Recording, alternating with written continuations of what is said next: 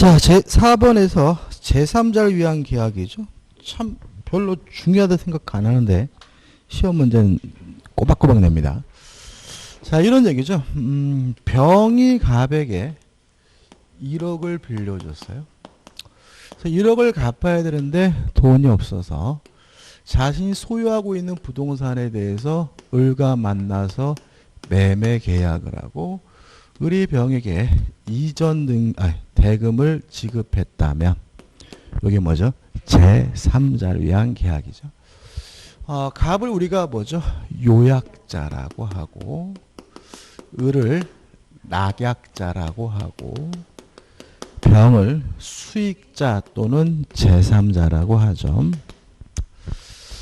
우리가 제3자를 위한 계약 가장 전형적인 예가 병전 쪽 채무인수예요. 이행인수나 면책적 채무인수는 제3자를 위한 계약이 아니에요. 근데 병전 쪽 채무인수라는 것은 뭐냐면 채무를 인수했는데도 불구하고 기존의 채무자의 채무가 소멸되지 않는 거. 이거 우리가 병전적 채무인수라고 해요. 면책적 채무인수가 뭐죠? 채무를 인수하면 기존의 채무자의 채무가 없어지는 게 면책적 채무인수예요. 근데 병전적 채무인수가 이게 병전적 채무인수예요. 한번 생각해 보세요. 지금 갑이 병에게 1억을 줘야 될 뭐가 있어요? 채무가 있는데 을이 병에게 1억 원을 주기로 했다면 을은 갑의 채무를 인수한 거죠. 그렇잖아요. 을은 지금 표정이 그래요. 지금 을이 병에게 1억 원을 주기로 했다면 갑이 병에 대해서 부담하고 있는 채무를 을이 인수한 거잖아요. 그죠? 근데 특징은 만약에 을이 돈을 안 줘요. 그러면 병은 여전히 갑한테 1억 달라고 뭐 할 수 있겠어요? 요구할 수 있겠죠. 그러면 을이 갑의 채무를 인수했더라도 갑의 채무가 뭐 되진 않아요? 소멸되지 않고 있으니까 이게 뭐라고요? 병전적 채무인수. 그래서 우리가 흔히 드는 예들이 다 뭐예요?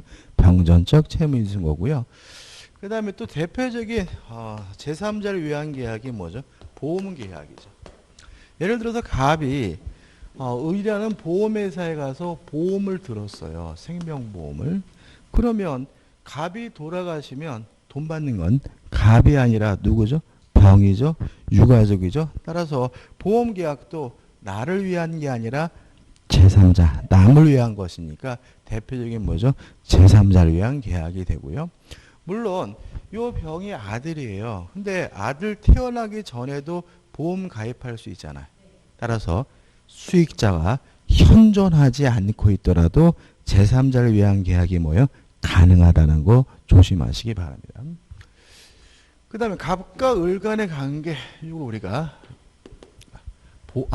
보상관계 또는 기본관계라고 하고요. 병이 갑에게 전에 1억을 빌려줬다. 갑과 병 간의 관계를 대가관계라고 합니다. 여기서 좀 생각해 볼 것은 뭐냐면 기본관계에서 발생하는 모든 문제는 수익관계 바로 영향을 줘요. 따라서 매매가 무효면 을은 병에게 매매대금 안 줘요. 매매가 취소가 돼도 을은 병에게 매매대금 안 줘요. 근데 상당히 조심할 것은 이 병은 보의 대상으로서 제3자가 아니다.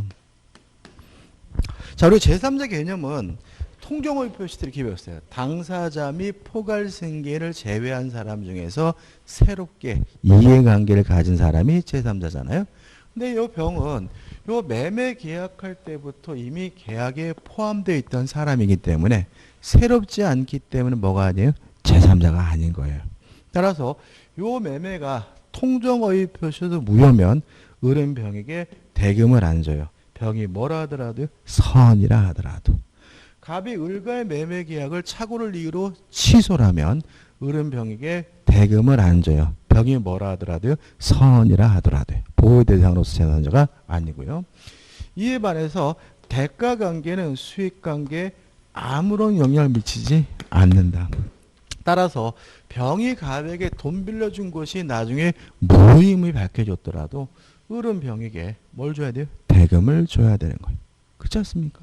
또 갑이 이미 병에게 돈을 갚았다는 사실이 밝혀지더라도 그는 그냥 병에게 대금을 뭐 하면 돼요? 지급하면 되는 거죠. 그 다음에 병은 수익자는 내가 이 돈을 받겠다라는 수익의 의사를 표시할 수 있고요. 이러한 수익의 의사 표시를 하게 되면 첫째 병원에게 직접 이행을 해달라고 청구할 수가 있고요. 또 병을이 병에게 제때 돈을 주지 않는다면 병원을에게 손해배상을 청구하는 것도 가능한 거죠. 그 다음에 세 번째로 항상 조심할 것은 병은 요 매매계약의 뭐가 아니죠? 당사자가 아닌 거죠. 따라서 병 스스로 을과의 매매계약을 해제할 수도 없고요. 취소할 수도 없고요. 또 만약에 이 매매가 무효 취소 해제가 되면 원상회복은 계약 당사자인 갑과 을이 할 문제다. 병은 원상회복해 줄 필요가 없다는 것도 기억해 두시고 이유는 당사자가 아니어서 그런 거죠. 자, 이렇게 되는 겁니다. 자, 을이 병에게 매매대금을 지급하지 않고 있어요. 이때 병은 요 매매계약을 채무불이행을 이유로 뭐 할 수는 없어요? 해지할 수는 없어요. 왜요? 병은 계약의 당사자가 아니니까요. 갑은 을의 채무불이행을 이유로 매매계약을 뭐 할 수 있어요? 해지할 수가 있는데 해제를 한 후에 원상회복은 갑과 을이 할 문제지만 병은 을에게 뭐는 청구할 수 있어요? 손해배상은 청구할 수 있는 거죠. 주의하시기 바라고요. 그 다음 마지막으로 병이 수익의 의사표시를 한 후에는 이제 갑과 을은 임의적으로 계약의 내용을 변경시킬 수가 없고요. 임의적으로 병의 권리를 소멸시킬 수가 없습니다. 근데 여기서 좀 조심할 것은 뭐냐면 임의적이라는 거예요. 자, 예를 들어서 병이 수익의 의사표시를 이미 했더라도 갑은 을과 매매계약을 사기 강박 착오를 이유로 취소할 수 있어요. 왜? 그것은 임의적인 것이 아니라 법정 취소니까요. 또 병이 이미 수익의 의사표시를 했더라도 갑은 을의 채무불이행을 이유로 계약을 뭐 할 수 있어요? 해제할 수 있어요. 왜냐하면 채무불이행을 위한 해제는 임의적인 것이 아니라 법정 해제니까요. 자, 여기서 임의적으로 변경하지 못한다. 다른 말로 하면 뭐예요? 합의로 변경하지 못한다. 그죠? 또 임의로 소멸을 시키지 못한다는 말은 합의로 계약을 뭐 할 수 없어요? 해제할 수 없다는 의미고요. 따라서 취소 여전히 할 수 있고요. 채무불이행을 위한 해제는 여전히 할 수 있다는 거 주의하시면 되겠죠. 끝입니다. 아이고 어서 오십시오. 전 안 오시는 줄 알았어. 자, 그럼 교재 볼게요.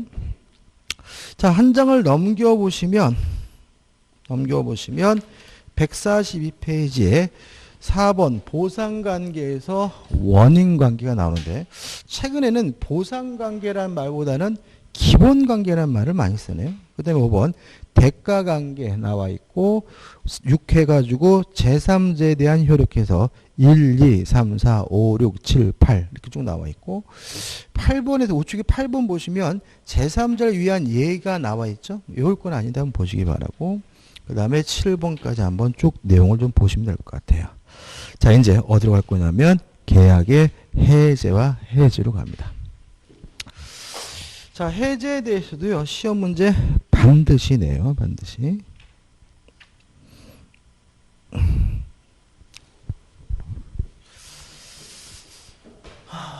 일단 해제에 대해서 정리하기 전에 먼저 좀 뭘 볼 거냐면 우측에 실권 약관이라는 게 나와 있잖아요. 요걸 좀 설명을 좀 드릴게요. 자, 원래 이런 얘기입니다. 예를 들게요. 6월 10일까지 이행하지 않는다면 계약을 해제된 것으로 하겠다. 이런 거거든요. 자, 원래 해제는 단독행위이기 때문에 조건을 붙일 수가 없어요. 근데 이행할 수도 있고 안 할 수도 있고 불확실한 거니까 이건 조건이잖아요. 근데 이거는 가능하고도 유효하다는 것이 우리의 판례 입장입니다. 왜냐하면 단독행위에 조건을 못 붙이는 이유는 상대방의 법적주의가 불안정해지기 때문이거든요. 조건 보시면.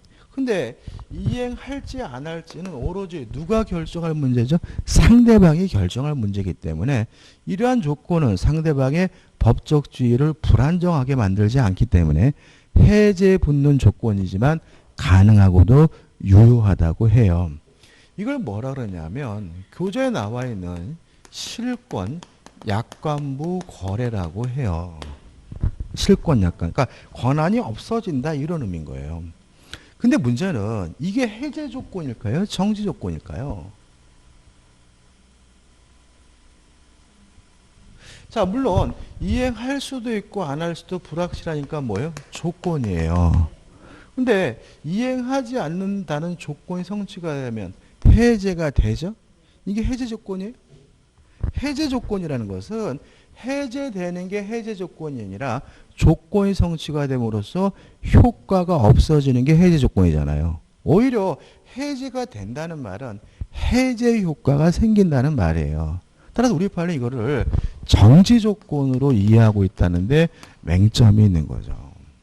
다시 말하면 이행하지 않으면 계약이 해제된 것으로 본다라는 말은 해제되는 것이니까 해제 조건이 아니라 뭐예요? 정지 조건인 거예요. 그래서 이걸 우리가 정지 조건부 계약 해제지 결코 뭐는 아니에요. 해제 조건은 아니고요. 그래서 해제 조건의 개념에 대해서 계약이 해제되는 게 해제 조건이다. 그러면 이건 뭐예요? X가 되는 거예요. 이건 뭐예요? 정지 조건인 거예요. 자, 근데 이제 교재에 박스가 나와 있는데, 자, 조건이 성취가 되면 이행하지 않으면 자동으로 해제가 됩니다. 자동으로 해제가 되기 때문에 굳이 해제한다라고 또다시 뭐 할 필요는 없어요? 의사를 표시할 필요는 없어요. 다시 말하면 6월 10날 이행하지 않으면 자동으로 해제되기 때문에 굳이 해제한다고 뭐 할 필요는 없어요? 말할 필요는 없는 거죠. 자, 근데 문제는 뭐냐면 해제가 되려면 이행하지 않는 것이 채무불이행이 되거든요.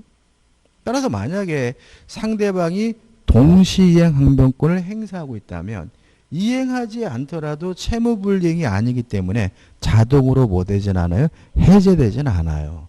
따라서 자동으로 해제되기 때문에 해제한다고 또다시 번거롭게 말할 필요는 없지만 상대방의 동시이행 항변권을 소멸시키기 위한 이행 또는 이행의 제공은 뭐 한 거예요? 필요한 거예요. 무슨 말 아시겠죠? 그죠? 다시 말하면 중도금이든 잔금이든 이행하지 않으면 자동으로 뭐가 되는 거예요? 해제되는 거 마찬가지예요. 그러니까 자동으로 해제된다는 말은 또다시 해제한다고 말할 필요는 없는 거예요.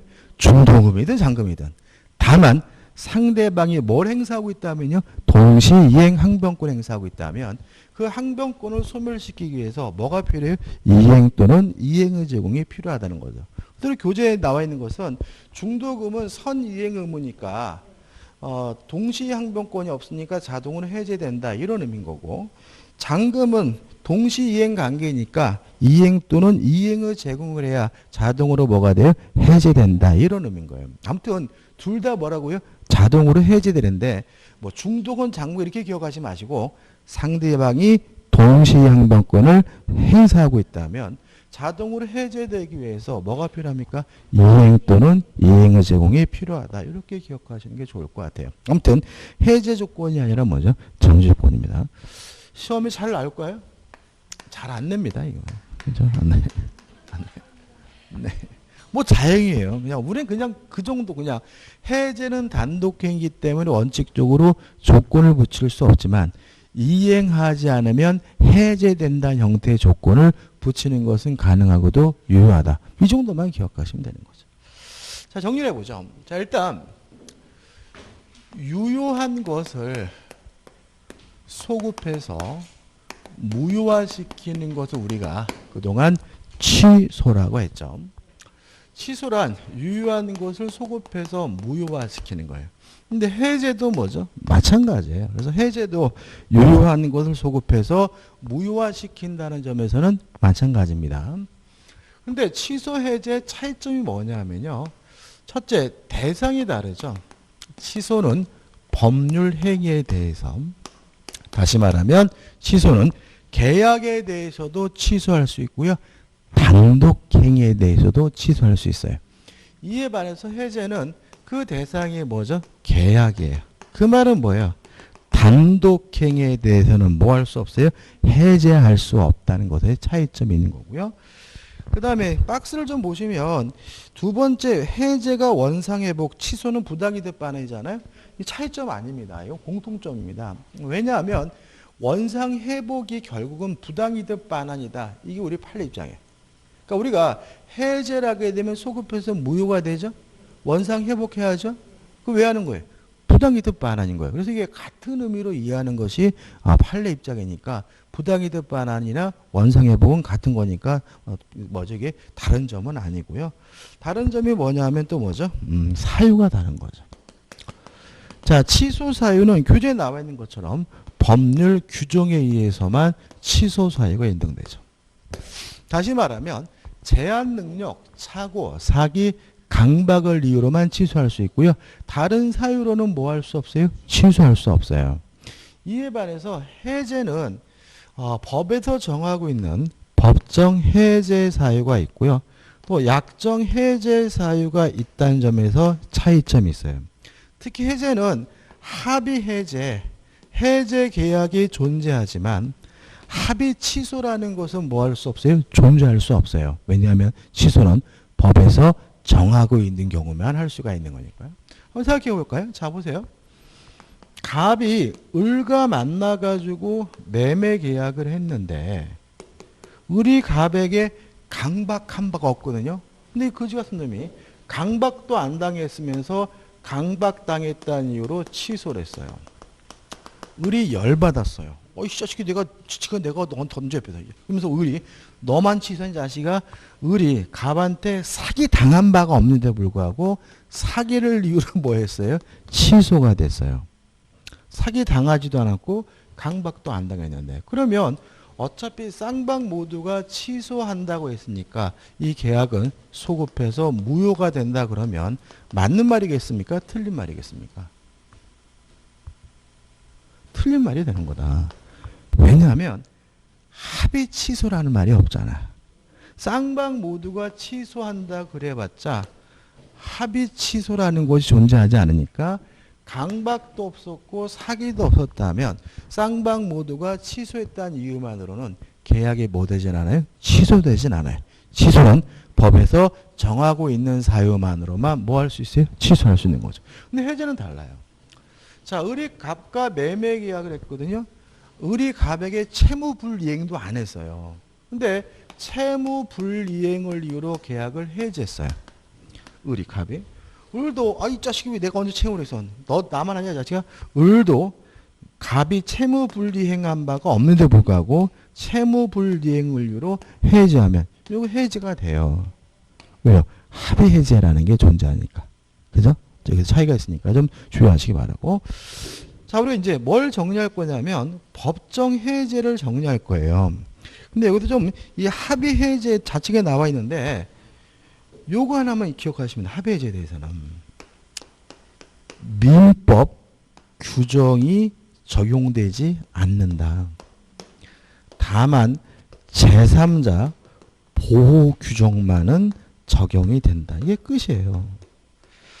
다시 말하면 자, 쌍방 간에 합의로 계약을 해지하는 거잖아요. 굳이 채무불이행 같은 거 필요 없는 거죠. 나 오늘 기분이 꿀꿀해. 어제 났잖아. 나 꿈자리가 뒤숭숭한데 해지하면 안 될까? 좋다. 이거는 뭐라도 상관이 없는 거잖아요. 그렇지 않습니까? 또 합의 해제는 채무불이행이 아니니까 손해배상 뭐 할 수 없어요? 청구할 수가 없는 거죠. 또 채무불이행이 아니니까 원생회복할 때 금전에다가 굳이 뭘 붙일 필요 없어요? 이자 같은 거 붙일 필요는 없어요. 다만 누구는 보호가 돼야 돼요? 제3자는 보호가 되니까 제3자 보호 규정만은 적용되는 거예요. 그래서 교재 박스에 법정해제에서 다 되는데 약정해제, 합의제 나오잖아요. 약정해제는 교재 박스 내용이 정확합니다. 이자 붙입니다. 반환할 것이 뭐예요? 금전일 때. 근데 합의해제의 경우에는 뭐만 적용됩니까? 제3자 보호 규정만 적용된다. 이유는 쌍방 간에 합의로 해제하는 경우에는 채무불이행이 아니라는 점에서 차이점이 있으니까 주의하시기 바랍니다. 자, 이제 법정 해제를 보죠.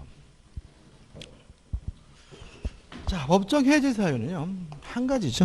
채무불이행입니다. 채무불이행이 있으면 계약을 뭐 할 수 있습니까? 해제할 수가 있습니다. 물론 채무불이행이란 고의나 과실로 채무를 이행하지 않거나 못하는 것을 우리가 채무불이행이라고 하고요. 채무불이행이 여러 가지가 있어요. 첫째, 할 수 있는데 안 하는 거. 이행지체입니다. 할 수 없어도 못하는 건 이행불능이죠. 자, 오늘까지 중도금을 주기로 했어요. 근데 돈이 없어서 안 주는 거예요? 못 주는 거예요? 돈이 없는 건 이행지체입니까? 이행불능입니까? 이행지체입니다. 왜냐하면 우리 민법은 항상 불능은 모든 사람이 할 수 없는 객관적 불능만 불능인 거예요. 돈 없는 건 제 개인 사정이에요. 주관적 불능이고 그건 뭐가 아니에요? 불능이 아니에요. 그래서 이 돈 없는 건 항상 뭐예요? 이행지체라는 거 주의하시기 바라고, 이행지체는 원칙적으로 상당한 기간을 정하여 최고하고, 그래도 이행하지 않으면 계약을 뭐 할 수 있냐면 해지할 수가 있어요. 다만 이행지체의 경우에도 예외적으로 최고 없이 바로 계약을 해지하는 것이 가능한 경우가 있는데 두 가지죠. 첫째, 정해진 기한 내에 이행을 해야 의미가 있는 정기행위의 경우에는 최고 없이 바로 계약을 해지할 수가 있고요. 두 번째, 상대방이 불이행의 의사를 표시한 경우죠. 상대방이 오늘 전화 가지고 안 하겠다라고 표시했다면 굳이 뭐 할 필요 없어요? 최고할 필요가 없는 거죠. 근데 여기서 좀 조심할 것은 뭐냐면 상대방이 불이행의 의사를 표시한 경우에는 최고 없이 바로 계약을 해지할 수가 있는데 유의하실 것은 이행기가 도래할 필요가 없다. 또 동시 이행 항변권을 소멸시키기 위한 이행 또는 이행의 제공도 필요가 없다. 자, 다시 말하면 원래는 이달 말일까지 하기로 했거든요. 근데 오늘 와가지고 안 하는 놈한테 굳이 이달 말일까지 뭐 할 필요 없어요? 기다릴 필요가 없는 거죠. 안 하겠다는 놈을 위해서 동시항변권을 소멸시키기 위해서 이행 또는 이행의 제공도 필요 없다는 거 꼭 기억해 두셔야 되겠죠. 그 다음에 두 번째, 이행불능이죠. 자, 이행불능은 후발적 불능 중에서 채무자에게 고의, 과실이 있는 경우를 말하고요. 이행불능도 할 수 없어서 못하는 것이니까 최고 없이 바로 계약을 해지하는 것이 가능한데 이행기가 도래할 필요도 없고요. 동시항변권을 소멸시키기 위한 이행 또는 이행의 제공도 필요가 없는 거죠. 다시 말하면 이달 말일까지 이행하기로 했는데 오늘 못하게 됐어요. 굳이 이달 말일까지 뭐 할 필요 없어요? 기다릴 필요가 없는 거고, 못하게 된 사람을 위해서 이행 또는 이행의 제공도 필요 없음을 주의하시기 바랍니다. 그 다음 세 번째 채무불이행이 뭐죠? 불완전 이행이죠. 하긴 했는데 완전하지 않다는 얘기고요. 둘로 나뉘죠. 추후에 완성이 가능하다면 이행지체와 마찬가지로 최고를 해야 계약을 해지할 수가 있고요. 추후에 완성이 불가능하다면 이행 불능과 마찬가지로 최고 없이 바로 계약을 해지할 수가 있는 거죠. 그 다음에 네 번째로 채권자의 수령지체죠. 자, 우리 판례에 따른다면 채권자는 채권만 가지고 있는 것이 아니라 채무도 있다고 봐요. 뭐 할 채무요? 수령할 채무. 따라서 채권자가 수령을 안 하는 것도 채무불이행이죠. 그래서 이때는 오히려 누가요? 채무자 측에서 계약을 해지하게 되는데 이것도 불능이 아니라 뭐죠? 지체니까 상당한 기간을 정하여 수령을 최고한 후에 그래도 안 받으면 비로소 계약을 해지할 수가 있는 거죠. 자, 요 네 가지 사유로 계약을 해지할 수 있어요. 자, 보세요. 시험 문제가 다음 중 최고를 해야 되는 경우는 이렇게 물어보겠죠. 그러면 어떻게 해요? 이행 지체. 불완전 이행 중에서 추한이 가능한 경우 채권자 수령 지체죠. 그죠? 다음 중 최고할 필요가 없는 것은 그럼 뭐예요? 이행 지체 중에서 정기행위와 상대방이 불이행 의사를 표시한 경우 이행 불능, 불완전 이행인데 추한이 불가능한 경우 이렇게 두 가지로 나눠서 한번 생각해 보시면 됩니다. 자, 이거 관련해서 우리가 좀 생각해 봐야 될 것이 몇 가지 있는데 교재 잠깐 보면 145페이지 하단에는 이행지체 나오죠. 꼼꼼히 좀 읽어보시기 바라고 넘겨보시면 이행불능 나오고 3번 불안정 이해 나오고 4번 채권자 지체가 나오고 5번 뭐가 나오죠? 사정변경이 나오죠. 자, 우리 교재 보시면 이렇게 나와요.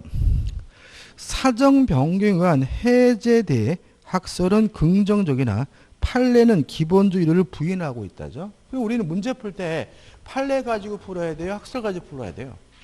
판례죠. 그죠? 판례. 그래서 우리가 사정 변경을 이유로는 계약을 뭐 할 수 없어요? 해제할 수가 없다. 이렇게 기억하는 거예요. 사정이 변경됐다는 이유만으로는 계약을 뭐 할 수 없어요? 해제할 수 없다. 기본적 태도입니다. 원칙적으로.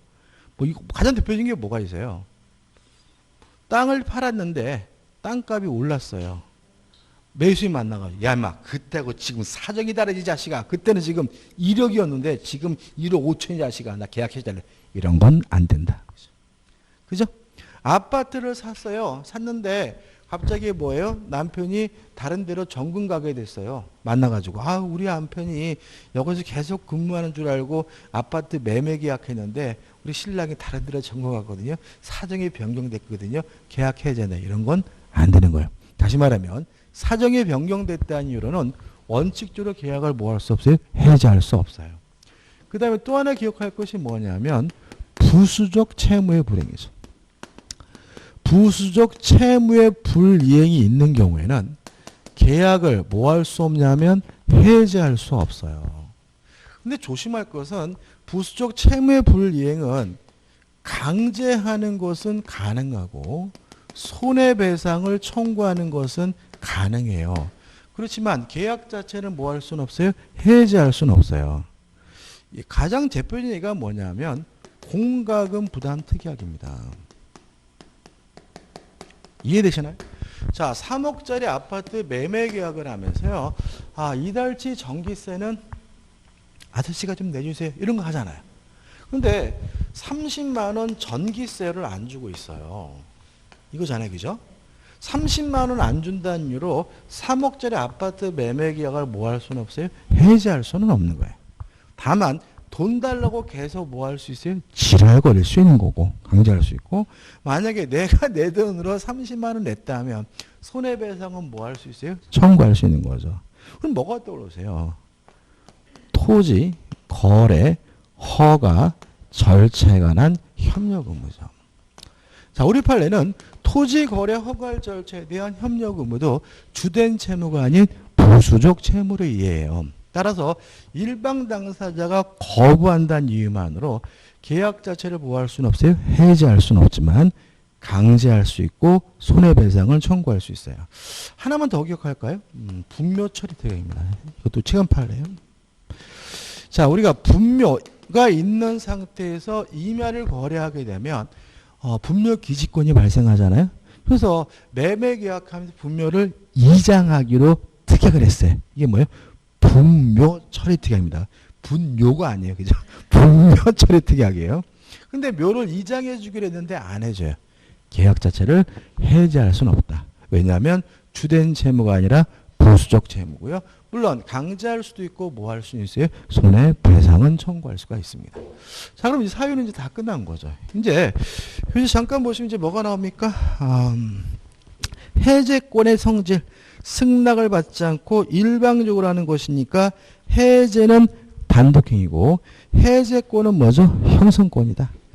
4번 해제권자 한번 보시면 될 것 같고 우측에 5번 해제권 행사해가지고 또거나 거의 최고에서 복잡하게 나오죠. 설명드린 내용이니까 한번 보시면 될 것 같고 하단에 보시면 2번 해제 의사표시 상대방에게 도달하게 되면 효과가 생긴다. 그 다음에 넘겨보시면 뭐 말로 하든 문수로 하든 어떤 분 상관없다. 이게 설명드릴 게 없는 거죠. 그죠? 계속 해. 3번 단독행위니까 원칙적으로 뭘 붙일 수 없어요? 조건이나 기한을 붙일 수는 없어요. 근데 밑에 줄 보시면 읽어볼게요.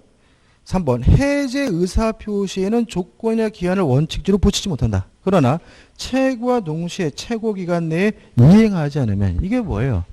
6월 10일까지 이행하지 않으면 다시 해제 의사표시를 않더라도 당연히 해제된다고 한 경우 이것은 최고 기간 내에 불이행을 뭐라고요?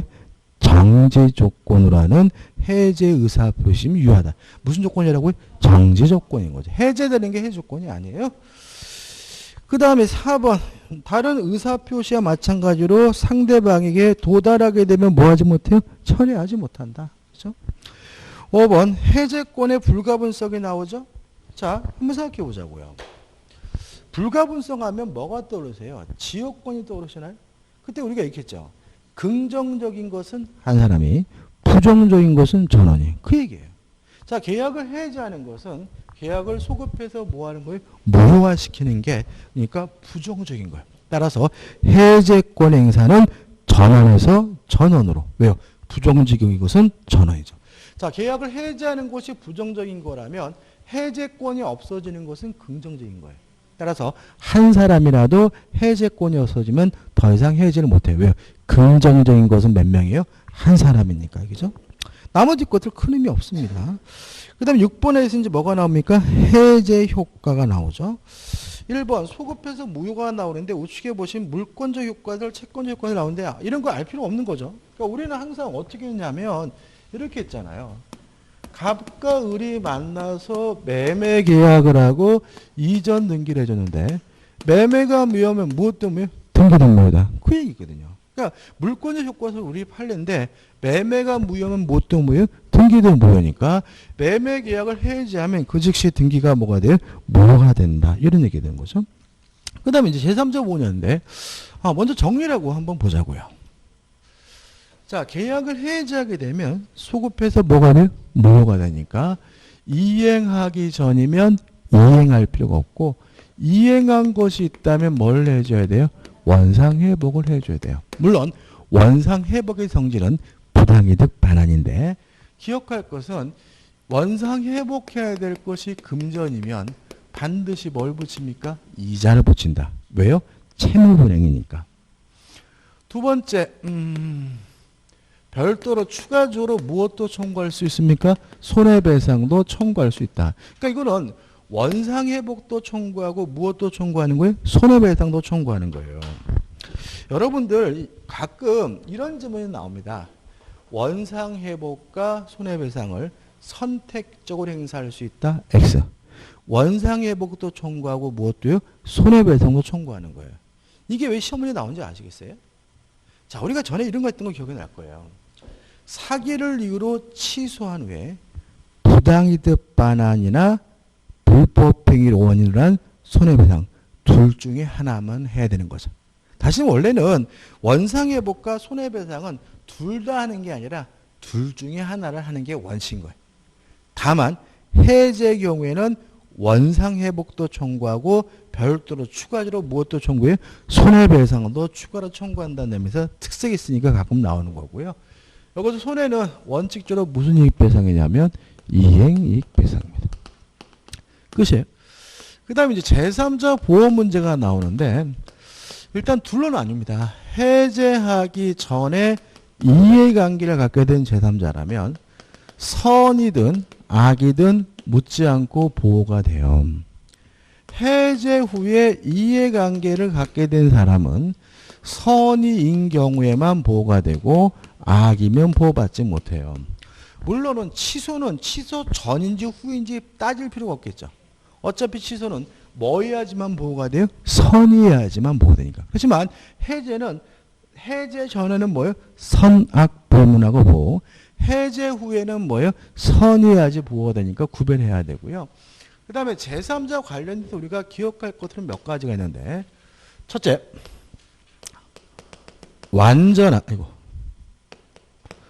완전한 권리를 취득해야 제3자다. 자, 매매 계약을 했고 아직 자기 앞으로 등기는 안 하고 있어요. 그 사람 뭐가 아니에요? 제3자가 아니에요. 어떤 형태든지 간에 완전하게 뭘 취득해요? 권리를 취득해야 제3자다. 두 번째, 채권 자체를 양수한 사람은 제3자가 아니다. 그죠? 자, 여기서 채권 자체를 양수했다는 말은 뭐냐면 채권자적 속 지위가 승계된다는 얘기거든요. 따라서 만약에 매수인의 채권을 양수하면 매수인의 법적 지위가 승계되니까 그 사람은 매수인이지 뭐일 수는 없어요? 제3자일 수는 없는 거죠. 따라서 채권 자체를 양수한 사람은 뭐가 아니에요? 제3자가 아니에요. 그 다음에 세 번째, 대항력을 있는 임차인이 제3자냐?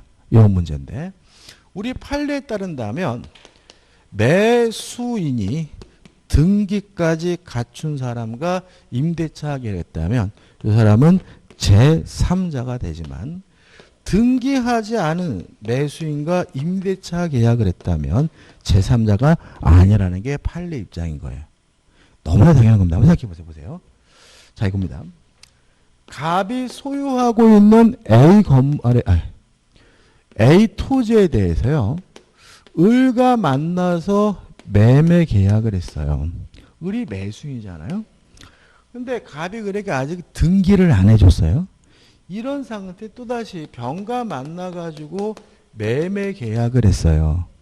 그리고 갑이 을과의 매매 계약을 해제했을 때 요 병 제3자인가요? 아니죠.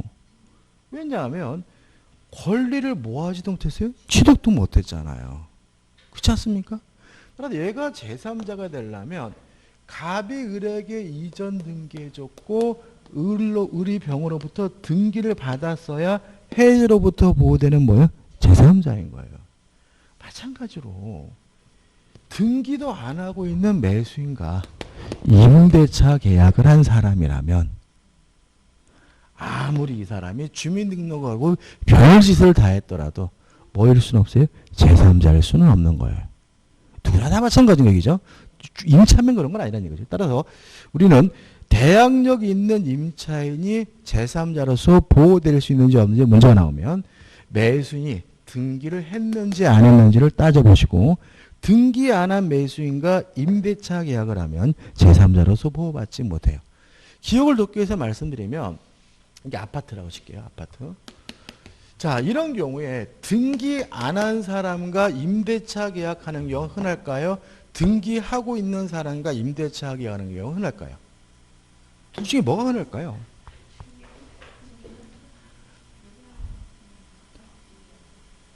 등기 안 한 사람은 임대차 계약하는 게 흔해요. 왜냐하면 생각해 보세요. 등기를 해줬다는 말은 우리 갑한테 매매 대금을 다 줬다는 얘기잖아요.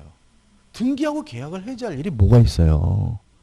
근데 등기 안 하고 임대차 하는 경우 왜 흔해요? 을이 갑하고 매매 계약하면서 제가요 이걸 제가 실제로 거주는 안 할 거고 투자 목적으로 사는 건데 제 잔금은 임대해가지고 전세 내가지고 그 전세 보증금으로 치를게요. 그러면 갑이 어떻게 해요? 그럽시다 라고 허락하는 거 비일비재하고요. 그럼 병은 등기 안 한 매수인과 뭐 하게 돼요? 임대차 계약을 하게 되는 거죠. 이해되시죠? 그게 더 흔하고 법적 분쟁이 많죠. 그러면 을이 만약에 잔금도 안 주면 갑은 을과의 매매 계약을 뭐 하겠어요? 해결할 것이고 을이 병한테 보증 갖고 톡 끼면 병은 뭐죠? 피해를 보게 된다. 그래서 항상 등기하고 있는 매수인과 임대차 계약을 해야 되고요. 만약에 등기 안 하고 있는 매수인과 임대차 계약을 할 때는 누가 역할을 잘해야 돼요? 중개업자가 잘하는 거죠. 이 보증금을 절대로 을한테 주면 안 되는 거예요. 이럴 때는 중개업자가 반드시 어떻게 해요? 3자 대면해가지고 이 돈을 누구한테요? 갑에게 쏘게 해줘야 이 문제가 없는 거지. 그걸 뭐죠? 을한테 쏘게 하게 되면 병이 큰 코 다친다는 거 주의하죠. 여기까지 정리하시면 되는 거죠. 자, 다 했어요. 그죠?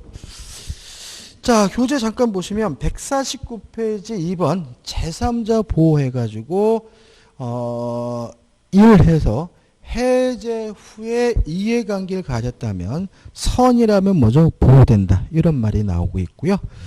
그 다음에 2번에 이래가지고 물권을 취득한 자, 다시 말하면 완전한 권리를 취득해야 비로소 뭐죠?